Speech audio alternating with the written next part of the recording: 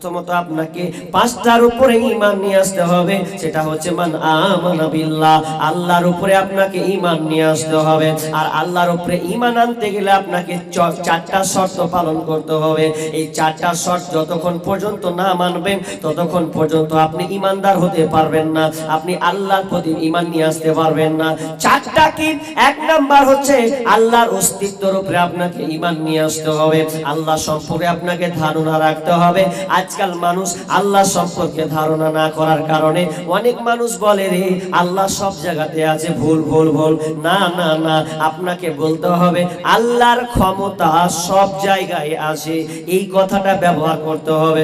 বলতে হবে না আল্লাহ সব জায়গায় আছে, না না, বরঞ্চ আপনি বলবেন আল্লাহর ক্ষমতা সব জায়গাতে আছে। এবার আল্লাহ দেখতে কেমন, উত্তর আপনি দিবেন দুনিয়ার কোন জিনিস দিয়ে আপনি দিতে পারবেন না। আপনাকে এক কথা এটা বলতে হবে আল্লাহ আল্লাহর মতন, আল্লাহ আল্লাহর মতন, এটা কোন জিনিসের সঙ্গে উপমা দেওয়া যাবে না, যাবে না। তাহলে আল্লাহর অস্তিত্বের উপরে ঈমান নিয়ে আসতে হবে।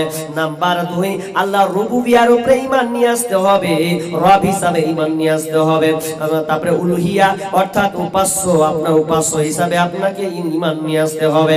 তার 4 নম্বর হচ্ছে আসমা ও সিফাত, অর্থাৎ তার গুণবাচন, তার মানে আল্লাহ তার গুণ নামক যে আছে ওই বৈশিষ্ট্য, আল্লাহর সিফাতি নাম, তো এই নামের উপরে আপনাকে ঈমান নিয়ে আসতে হবে।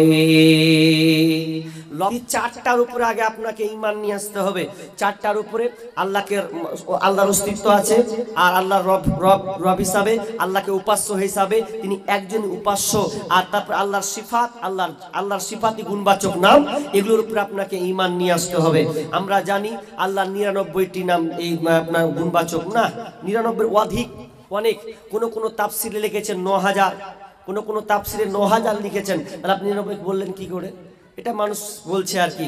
তো কি বলছিলাম, আল্লাহর এই গুণবাচক নামের উপরে আপনাকে ঈমান নিয়ে আসতে। গুণবাচক বুঝেন মানে তিনি রাজ্জাক, তিনি আমাদের খাওয়ান। কে খাওয়ান? আল্লাহ। তো তিনি দাতা, তিনি রহমান, তিনি রহিম, তো অনেক নাম আছে। তো